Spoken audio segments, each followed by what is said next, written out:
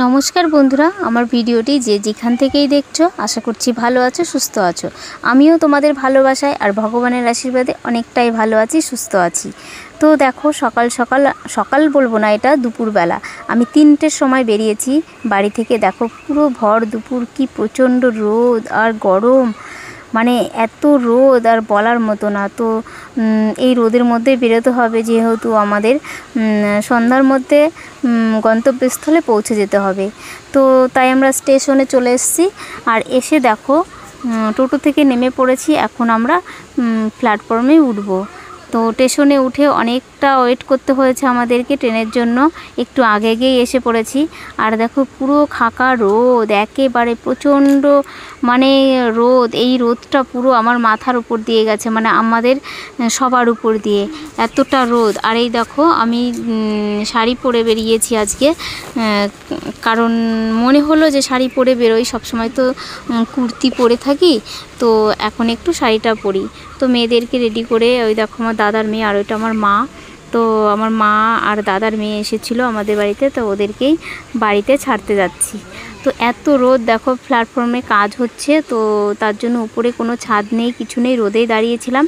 তারপরে ওয়েট করতে করতে অনেকটাই লেট করে ফেলেছে ট্রেন আসতে।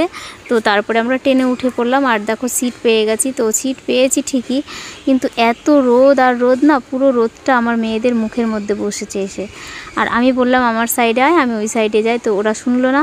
ওরা সেই রোদের মধ্যেই, যেহেতু জানলা পেয়েছে, জানলার কাছে বসে পড়লো। তো ওরা বসে থাকতে থাকতে দেখো ট্রেনে অনেকটা লেট করেছে, ট্রেনে অনেকক্ষণ দাঁড়িয়েছিল কৃষ্ণনগর গিয়ে। তো তারপরে আমরা নেমে পড়লাম আমার বাপের বাড়ির এলাকায়, মানে মৌরহাট স্টেশন। তো ট্রেন থেকে তো আমি নেমে পড়েছি, এখন আমার কিন্তু মনে মনে একটু আনন্দও লাগছে, কিন্তু আগের মতো অত আর আনন্দ লাগে না এখন বাপের বাড়ি যাওয়ার জন্য। আর এদিকেও শরীরটা অসুস্থ হয়ে পড়েছে, গরমে প্রচণ্ড আমার মাথা ব্যথা করছে, খুবই খারাপ লাগছে, ক্লান্ত লাগছে। তো এখন আমি স্টেশনে নেমে টোটো ধরবো বলে দাঁড়িয়ে আছি, টোটো ঠিক করব। তো আমার মামার সঙ্গে দেখা হয়ে গেল, মামাকে বললাম একটা টোটো ঠিক করে দাও।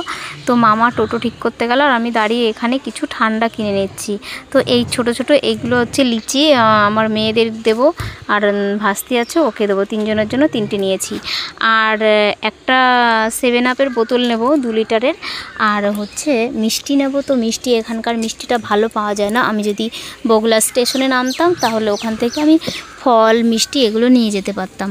তো ওখানে যেহেতু নামিনি, আমি মৌরহাট নেমেছি, তো এখানে বেশি ভালো পাওয়া যায় না মিষ্টি টিষ্টি। তো এখন আর কিছু নিচ্ছি না, শুধু আমি 7-আপটাই নিচ্ছি। ধরবে তুমি সামনে চলে আসো, তুমিও সামনে চলে আসো।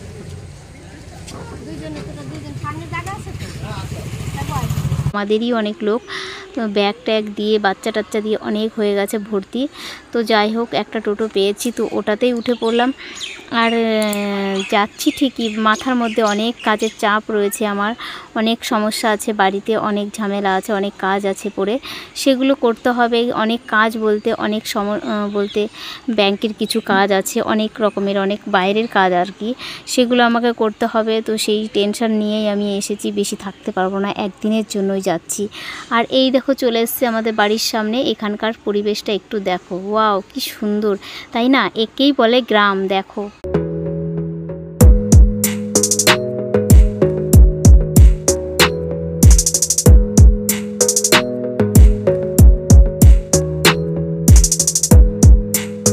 তো একদম সন্ধে হয়ে গেছে বাড়িতে ঢুকতে ঢুকতে। তো সন্ধেবেলা বাড়িতে ঢুকেই ফ্রেশ হয়ে হাত মুখ ধুয়ে তারপরে কিছু মুড়ি চানাচুর মাখিয়েছিল আমার মা, তো সেটাই সবাই খেয়ে নিলাম। খেয়ে দিয়ে আমি শুয়ে পড়েছিলাম, আমার প্রচণ্ড মাথা ব্যথা করছিল, তো শুয়ে পড়েছি। তারপর আমার দিদি রান্না করেছে, উঠে আমি তারপরে আবার ভাত খেয়ে ওইভাবেই আবার ঘুমিয়ে পড়েছি। তো ভিডিওটি আর শেষ করা হয়নি, তাই চলে আসলাম আবার পরের দিন সকালবেলা।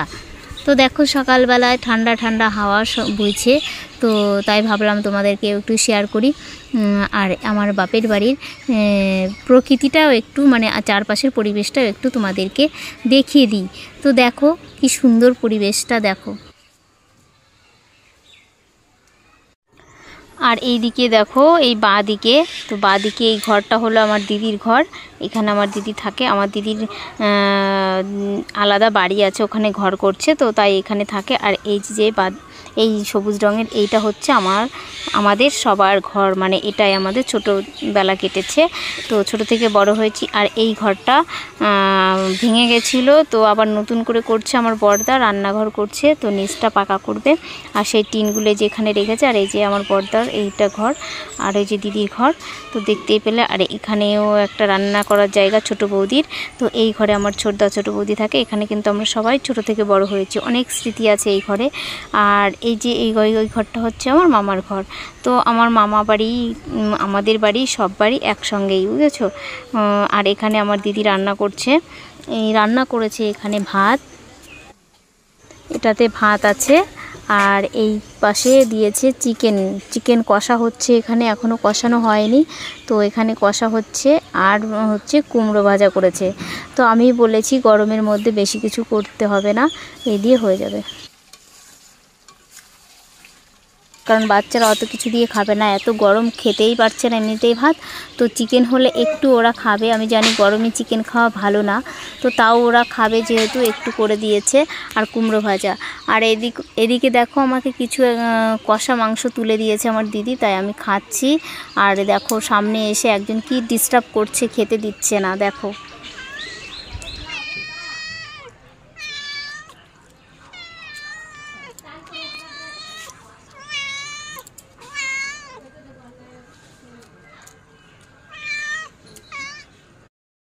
তো দেখেছো আমি খেতে পাচ্ছি না, তো আমি আর কি খাবো, ওকে দিয়েই পারছি না, তো খাবো কি। তো খুব ডিস্টার্ব করছিল। আমার মেয়েও কিছু দিল, চিকেন ছিঁড়ে দিচ্ছিল, আর ও খাচ্ছিল। এটা কিন্তু আমাদের বাড়ির পোষা না, এটা সবার বাড়িতেই থাকে। এখানে এসে দেখছি অনেকগুলো বিড়ালের বাচ্চা আছে, তো বাচ্চা দিয়েছে হয়তো, ছোট ছোট বাচ্চা আছে। আর দেখো চারদিক দিয়ে খালি ঘোরাঘুরি করে। আর আমি প্রচণ্ড ভয় পাই পশু পাখি, দেখো কেমন করছে আমার দিকে ঘুরে। আমার তো প্রচণ্ড ভয় লাগছিল। আর আমার মেয়েকে বকা দিচ্ছিলাম যে একটু দূরে দে, তো তা না করে আমার কাছেই আরও দিচ্ছিল খাবারগুলো, আর আমার কাছে এসে খাচ্ছিল। আমার প্রচণ্ড ভয় লাগছিল। আর এইদিকে দেখো খাবারটা সে দূরে দিতে বলেছি বলে আবার ওইখানে অত দূরে দিয়েছে, আর বিড়ালটা ভয় পেয়ে চলে গেছে।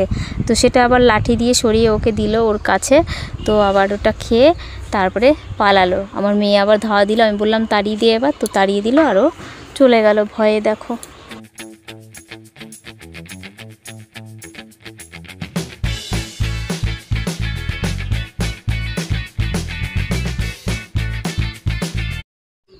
তো তারপরে আমরা সবাই ভাত খেতে বসে পড়েছি। এই যে কুমড়ো ভাজা দিয়ে খাচ্ছি, আর এরপরে মাংস নেব। তো খেয়ে দিয়ে তাড়াতাড়ি বেরোতে পারলে বাঁচি ঘর থেকে, প্রচণ্ড গরম, ফ্যানের হাওয়ায়ও কিছু হচ্ছে না। আর এই দেখো মাংসটা এরকম হয়েছে, তো একটু কষাই করেছে, ঝোল রাখেনি, শুকনো করেছে।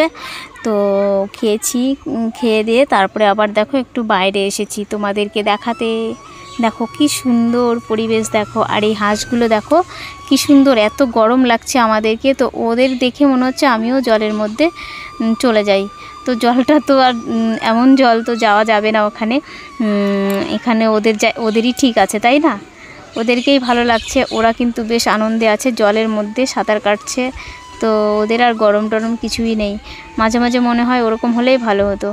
আর এই দেখো এটা হচ্ছে আমার বাপের বাড়ির প্রকৃতি। তো যাই হোক, এখানে আসি, অনেক স্মৃতি আছে, অনেক ছোটোবেলার।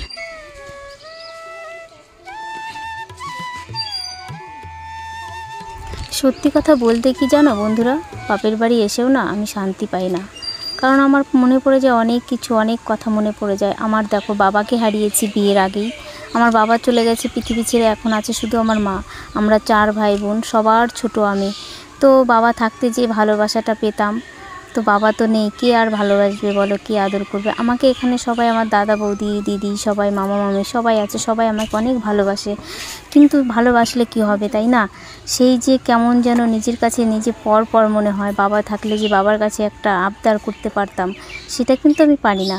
সবাই আমাকে দেয় সব কিছু, কিন্তু তবু না আমি সেই নিজের বাড়ির মতো করে আর এখানে এসে থাকতে পারি না। এরকমই মনে হয় মেয়েদের জীবন, বিয়ের পরে সব পর মনে হয়, সব পর হয়ে যায়। জানি না আমারই কি হয় না সবার হয়, আমি জানি না, কিন্তু আমার কিন্তু এখন সব কিছুই পর মনে হয়। তো বন্ধুরা আজ এ পর্যন্তই থাকলো, তোমরা সবাই ভালো থেকো।